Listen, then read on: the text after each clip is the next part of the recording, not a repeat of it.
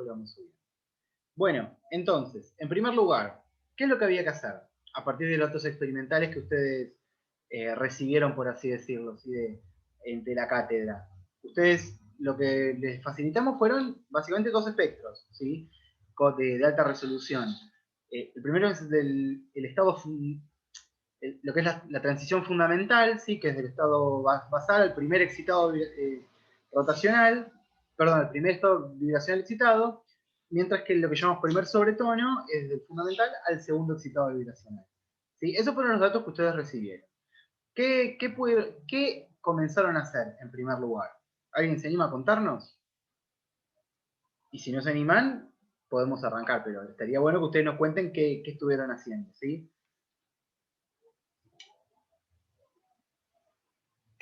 Yo solamente hice los cálculos de... no hice muchos en realidad, pero los de B1 y B0. Bien, ¿cómo le hiciste eso, Santi? Contanos. Prácticamente empezás, elegís un J, por ejemplo Sí, J igual a 1, y tenés que, eh, si no me equivoco, sacar así como la frecuencia o el número de onda donde sí, está el pico. bien, O sea, empezás desde el centro, te movés, por ejemplo, a 1, que ahí sería J igual a 1, tanto para P y para R, y bueno, tenés que hacer las restas de esos números de ondas, y de ahí tenés que despejar. En ese caso sería, si no me equivoco, B1. Y bueno, hay un cálculo parecido para B0. bien. Bueno, antes que nada para eso, es importante acordarse una cosa, ¿sí? En el caso de lo que decía Santi de las asignaciones para los J, acuérdense que la rama R arranca en J0, mientras que la rama P arranca en J1. Es un detalle chiquitito, pero que hace la diferencia y que después hace que las estimaciones sean un poquitín más precisas, ¿sí? Van a ver después, a medida que vayamos compartiendo los datos y haciendo las cuentas, van a ver que el error que se introduce no es tan grande, ¿sí? Pero asignarlas de forma correcta nos ofrece información más fehaciente de lo que pasa en el sistema. ¿Sí? A partir de esto que dijo Santi, les voy a compartir la pantalla si van viendo. No es una presentación, sino que es la planilla de cálculos directamente para que vayamos viendo cómo fuimos asignando y cómo lo fuimos trabajando. ¿Está bien? Así ven que nosotros también hacemos este tipo de análisis y que también intentamos organizarnos de la mejor forma. ¿Sí? Ahí les voy a compartir, ¿sí? A ver, todavía no lo había grabado, qué detalle. Bueno, pero ahí estamos, ¿sí? Ahí está. Bien.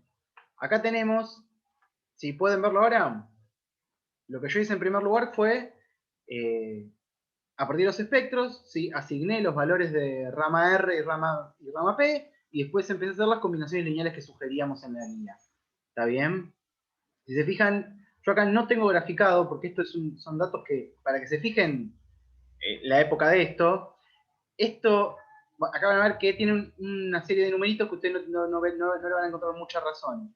Esto es porque esta es la época en que lo hacíamos en papel, ¿sí? Directamente medía la cantidad de centímetros que había, ¿sí? Y después lo pasábamos a, a número de ondas en centímetros a la menos uno, ¿sí? Directamente los valores de número de onda, ¿sí? Están registrados en estas dos columnas, que llamo rama P mayúscula y rama R mayúscula, ¿sí? Y lo que empezamos a hacer, después en la columna inmediata del lado, fue hacer las combinaciones lineales, que les mencionaba hace un rato Santiago, ¿sí? Yo lo tengo acá también graficado al costado, ¿sí? Y van a ver que, como mencionaba él, hay básicamente tres tipos de relaciones, por así decirlo, pero en principio vamos a centrarnos en dos, ¿sí? Una relación me vincula las señales para RJ-1 PJ más 1, que de eso obtengo B0, ¿sí? Y de la relación de RJ menos PJ obtengo el B sub 1, ¿sí? Fíjense que como tenemos una cantidad lo suficientemente grande de valores de estas combinaciones lineales y de valores de J, tenemos como para utilizar suficientes valores. ¿Está bien? Y además, como tenemos una cantidad suficiente de datos, podemos hacer dos cosas en este lugar, ¿sí?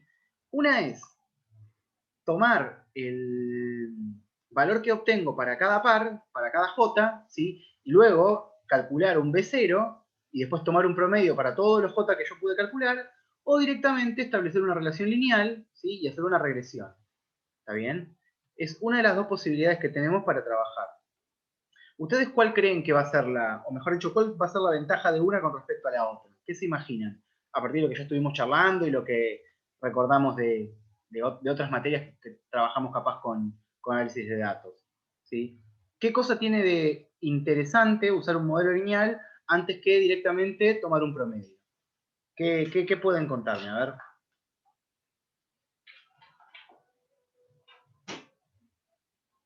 Y si no se les ocurre nada, les voy a decir una de las, mejor dicho, la gran ventaja, ¿sí?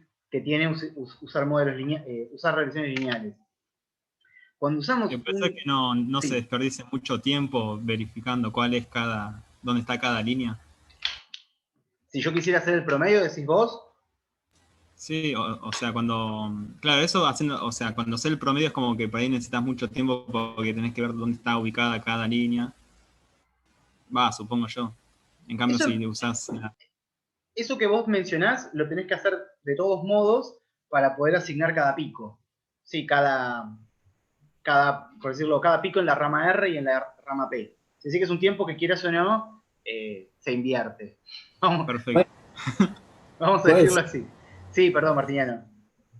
no, que capaz el promedio es como un poco sensible como a fluctuaciones y capaz que la regresión lineal como que te salva un poco de eso.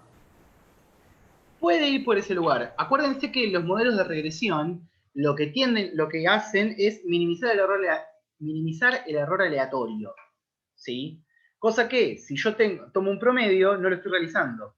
¿Sí? Porque cada promedio va a arrastrar el error aleatorio que yo tengo en la determinación, tanto de RJ como de PJ. ¿Sí? Eh, con lo cual, al utilizar un modelo de regresión lineal, un modelo de regresión en general, estoy minimizando, ¿sí? Esa variable. Con lo cual, la magnitud que yo determine va a ser un poquitín más confiable. ¿Sí? En el caso que tenga muchos datos, ¿sí? Ese efecto suele minimizarse, ¿sí? Por así decirlo. Ya que a mayor cantidad de datos, la probabilidad de cometer errores es menor. ¿Sí? A menos que tenga un error aleatorio. ¿Sí? Un error sistemático no está garantizado eso. Pero el error aleatorio disminuye con la cantidad de medidas. ¿Sí?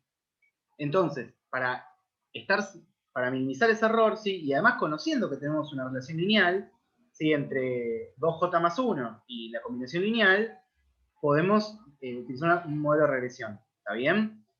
Si usamos esos modelos de regresión, yo acá tengo graficadas los modelos, ¿sí? Fíjense que los R cuadrado son bastante buenos, están por encima de 0,99.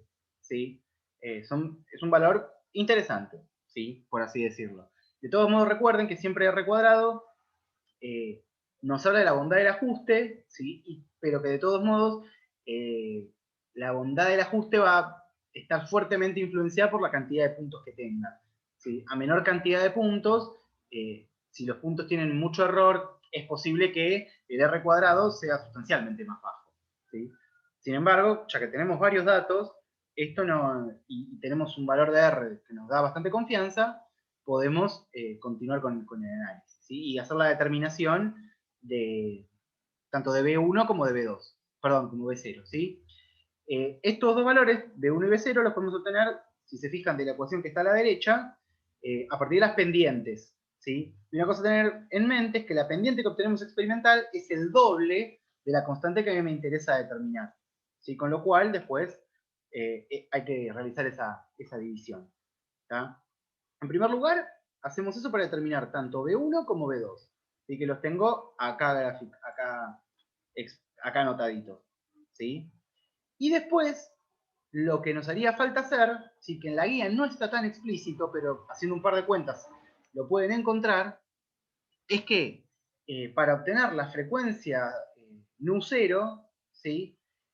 podrían relacionar RJ más PJ dividido 2, y del ordenado al origen de esa relación, ¿sí? Podrían encontrar B0 más B1. ¿Sí? Fíjense que en este caso la variable independiente cambia, ya no es más 2J más 1, sino que es J por J más 1. ¿Sí?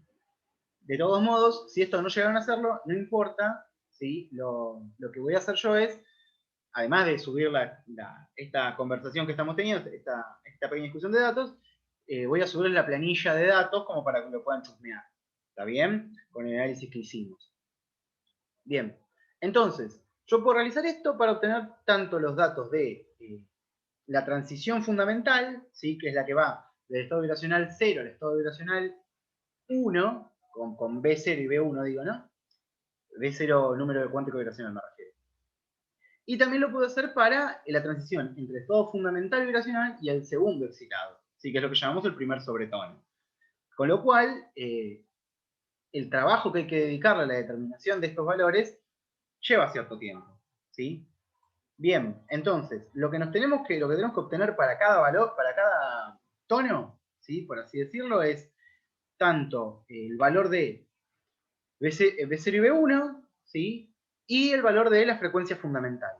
¿Está bien? Son los valores que tenemos que obtener, que los obtenemos a partir de estas tres relaciones lineales. Y lo obtenemos siempre utilizando ajustes. Yo acá tengo el ajuste para también RJ más PJ sobre 2, y fíjense que ya, en este caso, el ajuste es un poquitito más deficiente, ¿sí? Sin embargo, el R sigue siendo bastante aceptable, ¿sí? Bien, entonces, a partir de esto, yo ya tengo tanto los datos de B1 y B0 y la frecuencia fundamental. A partir de B0 y B1, ¿sí? Puedo tomar en cuenta una cuestión que es bastante interesante, que, si ustedes se acuerdan, al cambiar el estado rotacional de la molécula, es posible, pensémoslo como un resorte cualquiera, pensémoslo hasta de forma clásica, por así decirlo. Si usted tiene un resorte que está girando, ¿sí? No le va, la distorsión que va a tener ese resorte, ¿sí? No va a ser la misma que si está rotando a una velocidad que está rotando a otra, ¿sí? Y esto es un poco lo que nos quiere decir el cambio en estas constantes rotacionales, ¿sí? Y para ver cómo esas constantes rotacionales están relacionadas con la distorsión centrífuga, es que nos aparece esta relación, ¿sí? Que nos vincula la constante rotacional con el número cuántico vibracional, ¿sí?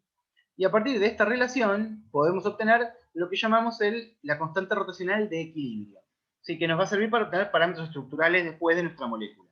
¿Hasta acá estamos todos claros, chicos? Es importantísimo que esta parte nos quede más clara, que sepamos por qué estamos procediendo de esta forma, ¿sí? Tengamos en cuenta que esto que estamos haciendo lo vamos a hacer tanto para el fundamental como para el sobretono, ¿sí? De nuevo, como hoy nos decía Santiago, es demandante esta parte en cuanto a asignación de los picos de cada rama, ¿sí? Una vez que asignamos eso, después de hacer una serie de ajustes lineales, ¿sí? No es sustancialmente más complejo, pero esa parte demanda muchísimo tiempo y mucha atención. ¿Está bien? Entonces, hasta acá, ¿estamos claros? Si es así, díganme algo, porque si no siento que estoy como en una sesión de espiritismo o algo por el estilo. ¿Sí? Yo tengo una duda. Sí, decime, Belén. El primer sobretono es el estado excitado y es el que tenemos el dibujo, digamos, y tenemos que medio a mano. Exacto. ¿Y el otro usamos los datos que están en el Excel? Sí. Del que está hecho a mano, yo les recomiendo, ¿vieron que está registrado en papel, por así decirlo? Sí. Ese lo que yo les recomiendo es que lo abran con un programa de análisis de imágenes, ¿sí? Tipo IMIJ o algo por el estilo, y con la herramienta de medida van midiendo las distancias, ¿sí? Okay. Y después con eso, si se fijan cuánto equivale a 1 centímetro menos 1 en distancia en píxeles que ustedes evalúan, sacan una buena estimación, ¿sí? De cuál es el valor en centímetros a la menos 1, de la frecuencia. Okay. Si no tienen un programa de análisis de imágenes, pueden imprimírselos en la mano, es libre. Sí, yo lo intenté hacer a mano, es Sí. medio un quilombo. Es tedioso. No, y me da miedo haberme confundido porque como que era ponerse a contar cuadraditos. Sí, básicamente es eso. De hecho, hacer la operación con un programa de análisis de imágenes es contar cuadraditos, a fin de cuentas. Un Ok. píxel es un cuadradito. Que lo está contando la compu, pero la Claro, operación bueno, sí, es muy capaz hay un poco parecida. menos de error ahí. De todos modos, para que te quedes tranquila, Belén, en cuanto al error y eso, ten en cuenta que esto capaz habla un poco de mi edad, pero cuando nosotros lo hacíamos en trabajo práctico, siempre se medía con regla. ¿Sí? Claro. No había muchas chances. No registrábamos el espectro en Excel. ¿Sí? Está bien. Así que Sí. usar la regla no está nada mal. ¿Sí? Ok. Y después, no terminé de entender la relación entre las constantes vibracionales del primer sobretono y del estado basal, digamos. Tipo, ¿se relacionan con esto que ibas a explicar ahora? ¿O tiene que haber una relación entre B1 y B0 de cada uno de los estados? Para cada estado vibracional, ¿sí? Esto es el resorte. Pensémoslo de forma lo más clásica posible y después nos vamos a ir moviendo. ¿Sí? Pensemos en un resorte medio especial, ¿sí? Que solo se mueve de determinada forma. ¿Sí? Puedo pensar que es un resorte, son dos partículas en el resorte que están oscilando. ¿Sí? Bien. Y que a su vez están rotando. ¿Está bien? Es como Sí. agarrar, ¿viste? El resorte de una lapicera, que los que tienen adentro, los que son Sí. con la cosita. ¿Sí? Imagínate que está rotando. ¿Sí? Ese resorte, a medida que rote cada vez más rápido, ¿sí? Por así decirlo, va a tender a deformarse. Sí. ¿Está bien? Ese efecto de la deformación, ¿sí? Es el que nos está mostrando, por así decirlo, las dos constantes rotacionales, ¿sí? Que Bien. son acá B0 y B1. ¿Está bien? Y para encontrar un punto de equilibrio, para de cómo afecta de encontrar una constante rotacional intermedia, por así llamarlo, ¿sí? Sí. Es que introducimos la relación que mencionábamos hoy, que relaciona las constantes rotacionales, ¿sí? Con el número cuántico rotacional. ¿Sí? Fíjense Bien. que es la que está escrita en la pantalla como que dice la constante B sub B es igual a un B de equilibrio menos un alfa, que es un parámetro de distorsión, multiplicado por B más un medio. ¿Sí? Ese B puede tomar valores de 0 y 1 porque son los dos valores que ustedes tienen para la constante rotacional. ¿Está bien? Sí. Y entonces, para poder estimar como un parámetro de equilibrio, ¿sí? Esto es que, que representa una intermedia entre los dos estados rotacionales, ¿sí? Es que realizamos esta operación y nos aparece esta constante de equilibrio. De Bien. nuevo, pensemos ahora de nuevo en el resorte que pensábamos cómo giraba, ¿sí? La gran diferencia que tenemos entre un resorte clásico y uno cuántico que está rotando, ¿sí? Es que el resorte, nuestro palito que está girando clásico, puede moverse a cualquier velocidad rotacional, ¿sí? Sin embargo, nuestro palito cuántico solamente puede hacerlo en ciertos estados, con ciertas energías rotacionales, ¿sí? Claro. ¿Está bien? Esa es la diferencia La fundamental. diferencia. Bien. ¿Sí? O sea, el ejemplo mecánico, para que te lo imagines, es básicamente lo mismo. Nada más que a nivel cuántico no es que tenemos dos pelotitas unidas por un palito, sino que tengo dos grandes nubes de probabilidad, ¿sí? En las cuales puede encontrarse mi partícula. ¿Está bien? Y que lo que puedo hacer es a lo Buenísimo. sumo es asignar valores más probables. ¿Está bien? Recordemos Sí. eso. La analogía está buena siempre y cuando no nos olvidemos de lo fundamental. ¿Está bien? Si ustedes a Gracias. Alberto le ponen esto en un parcial, les va a tirar la computadora para cualquier lado. ¿Está bien? Recordemos Sí. siempre cómo partimos de esto y después vamos complejizando la idea. Bien. Bien. Entonces, si hasta acá estamos con la idea de por qué necesitamos esta constante rotacional promedio, ¿sí? Acá lo que tendremos que hacer es realizar nuevamente estas mismas cuentas para el estado fundamental, para el primer sobretono, ¿sí? Pero de nuevo, las cuentas van a ser exactamente las mismas. Lo que les va a tomar más tiempo es hacer la asignación de quizás como decía recién Belén, les va a costar capaz un poquito más hacer la asignación para el sobretono, ¿sí? Ya que tienen que hacerlo o a mano en una hoja o con un programa de análisis de imágenes. Recomendación personal, y para que ya vayan como ejercitando la mano, Si pueden hacerlo con ImageJ o Fiji, que es un programa de distribución gratuita, háganlo. Es una papa, se aprende muy rápido. Y a los ¿Puedes que... escribirlo, por favor? Sí, ahí ¿Cómo? ya te digo, se los escribo en un toque en el chat, pero para que se den una idea, ImageJ se escribe Image J, Image con G, J de J. Y el otro es Fiji, como las islas Fiji, que es F-I-J-I, ¿sí?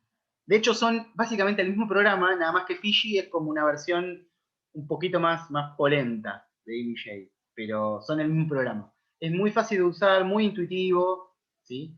Y es cómodo. Incluso si se animan, hasta me la juego que se puede hacer en PowerPoint, se debe poder hacer análisis de imágenes igual.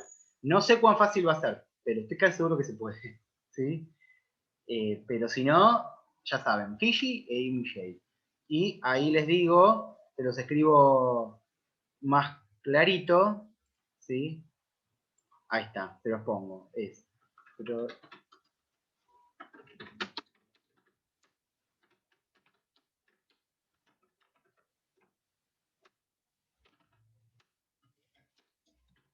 Fiji e ImageJ. Bueno, entonces, si ya tenemos tanto analizado el fundamental como el primer sobretono, podemos empezar a hacer los cálculos para determinar ciertos parámetros estructurales de nuestra molécula, ¿sí? Para eso yo acá tengo una solapita en la cual junté todos los datos que fui calculando, ¿sí? Acá tengo B0, B1, la constante de equilibrio, el parámetro de distorsión, la vibración, la frecuencia fundamental, ¿sí? Tanto para el estado fundamental, para la transición fundamental, como para el primer sobretono, ¿sí? Y lo que hice después acá fue empezar a hacer un poquito de cuentas, ¿está bien? Hay un detalle muy importante, ¿sí? Que es que les va dentro de los parámetros sugeridos para evaluar, ¿sí? Estaban tanto una constante de armonicidad X y la frecuencia de oscilación de equilibrio. ¿Está bien? Esos dos valores en la guía no está muy claro, ¿sí?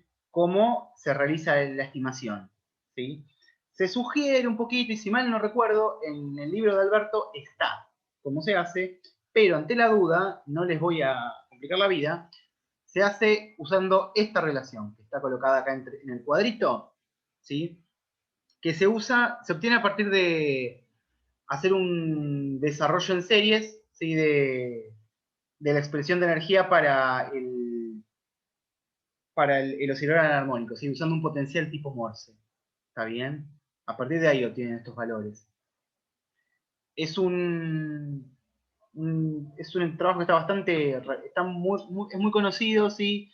No me acuerdo en este momento el nombre del desarrollo en series, pero tiene un nombre muy particular. No me acuerdo ahora. Pero bueno, sepan que es algo que existe, en la guía no está expresado de forma clara, pero les recomiendo que usen esta relación, ¿sí? Fíjense que si ustedes, teniendo en cuenta esta relación, para poder determinar tanto la frecuencia de equilibrio como la constante de anarmonicidad, tienen que resolver este sistemita de ecuaciones, ¿sí? Que ustedes ya, estudiantes de al menos tercer año de ingeniería, saben resolverlo desde jardín de infantes, un sistema de ecuaciones. Nacen con esas cosas los ingenieros. Los de exactas no tanto, pero ustedes sí. ¿Sí?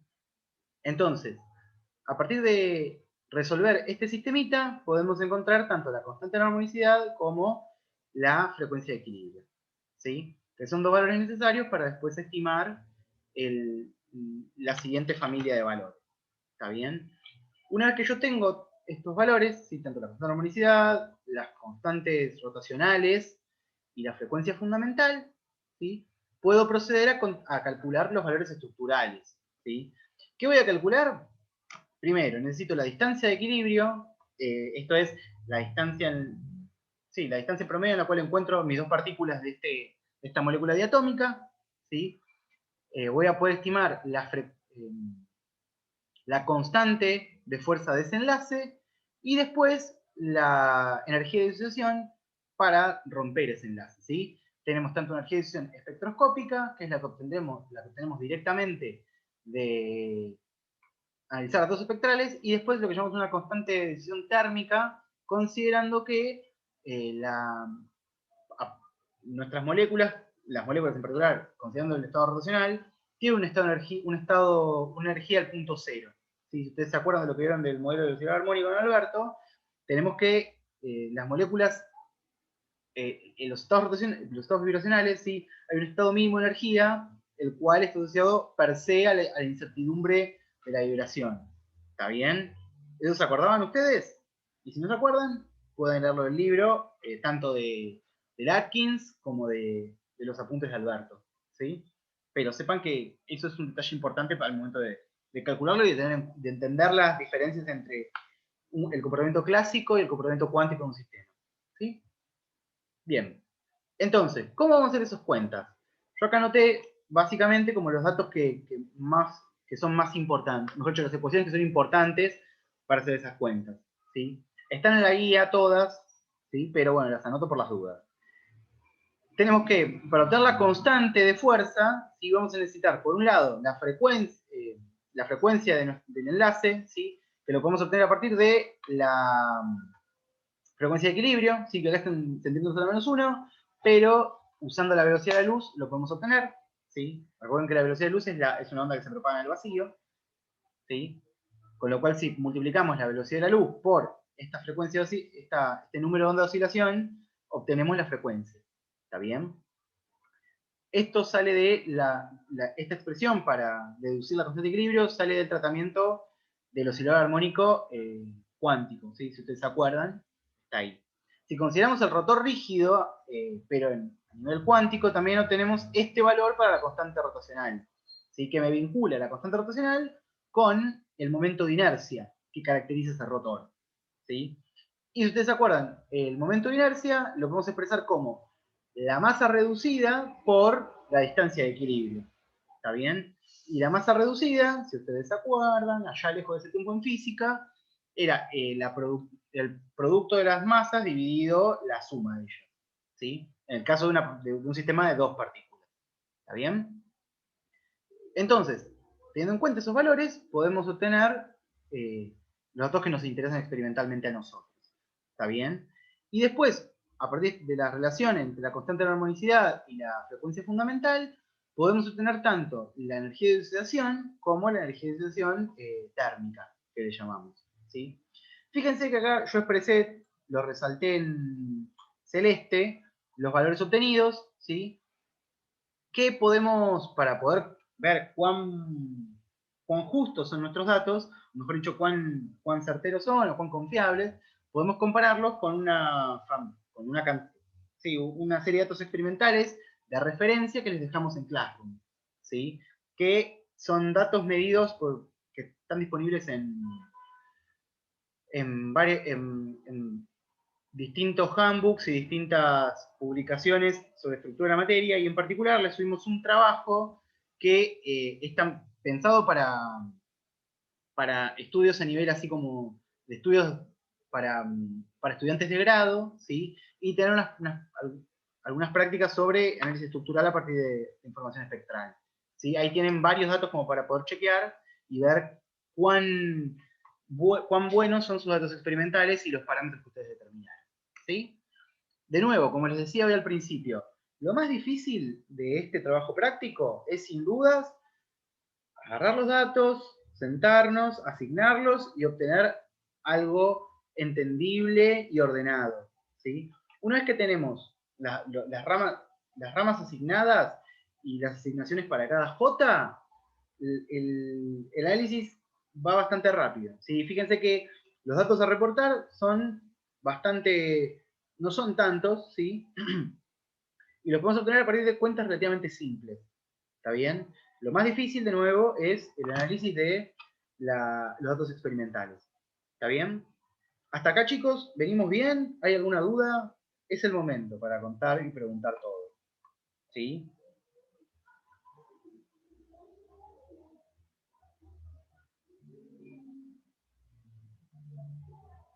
Bien. Asumo que entendieron todo, pero, o si no, que capaz es más ajustado a la realidad, en la semana nos van a ir preguntando, ¿sí?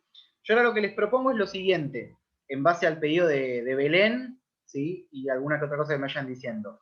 Yo les propongo esto. Subimos a Classroom la clase está grabada, ¿sí? Y también subimos esta pequeña planillita que yo les estuve compartiendo recién, como para que se guíen con los cálculos, ¿sí? ¿Les parece? De nuevo, yo hago como un acto de buena fe y medio como confiando plenamente en ustedes, en el cual yo les facilito datos confiando en que ustedes van a analizar los de ustedes y no los míos, ¿sí? Si después casualmente les da todo igual, vamos a invitarlos a revisarlos, ¿sí? Así que intenten ser lo más honestos posible. No por nosotros, sino por ustedes y por su proceso de aprendizaje, ¿sí? De nuevo, acá en este trabajo práctico van a ejercer un montón de destrezas y habilidades que ustedes fueron adquiriendo a lo largo del curso y de otros cursos, ¿sí? Y está bueno que lo puedan hacer y que ante cualquier duda nos chiflen que les vamos a dar una mano, ¿está bien? Pero de nuevo, analicen los datos que ustedes obtienen, ¿sí? Y no caigamos en la simple de, bueno, agarro los datos que me pasa Juanjo y chau, ya estamos, ¿sí? Yo les propongo que hagan ese intento y si no pueden, nos avisan y les damos una mano, ¿ok? Es creo que lo fundamental para esta parte. ¿Les parece? Dale, Sí, Juanjo, Juan. gracias.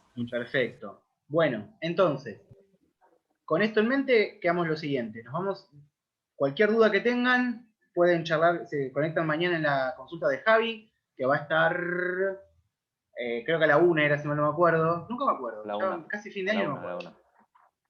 A la Era la 1. 1 y Sí, sí. cualquier cosa, si no, podemos charlar de nuevo el lunes o cuando sea. ¿Sí? Sepan que cualquier cosa nos pueden pegar un chiflido y les damos una mano. Juanjo, yo tengo una duda sobre la conclusión. Sí. ¿A qué tendríamos que apuntar? ¿Más al método o a los valores obtenidos? Clara, yo lo que diría Sí. es lo siguiente. De una conclusión siempre se espera que, primero, reporte los datos que vos obtuviste. Fundamental, ¿sí? Después, que esos datos que vos obtuviste los puedas estimar un error, ¿sí? A partir de los datos que tenés de bibliografía, ¿sí? Y que después vos hagas una pequeña, vos, mejor dicho, tu equipo de trabajo, Sí, sí. hagan como una pequeña reflexión sobre la utilidad del método para lo que ustedes tuvieron que hacer, ¿sí? De nuevo, el objetivo del TP, ¿cuál era? Obtener información estructural obtener información estructural de una molécula simple a partir de una medida experimental, ¿sí? Que ustedes puedan hacer una pequeña reflexión de si pudieron hacer eso y qué les pareció, si es un método útil, si hay otros más simples o lo que ustedes se imaginen, ¿sí? Pero lo que es primordial es reportar lo que obtuvieron y qué error tuvieron, ¿sí? Dale. Eso es lo primordial. Bueno, mira, gracias. Bien. Bueno, entonces, cualquier cosa que necesiten, quedamos dispuestos para recibir mails o consultas, ¿sí? Así que cualquier cosa, los escuchamos y leemos por mail, y si no, nos estamos viendo la semana que viene, ¿sí? Les mandamos un saludo muy grande y nos vemos pronto, chicos. Cuídense mucho. Chao. Hasta Chau, luego. chau, nos Chau, vemos. chau. Chao, nada más. Adiós. Adiós.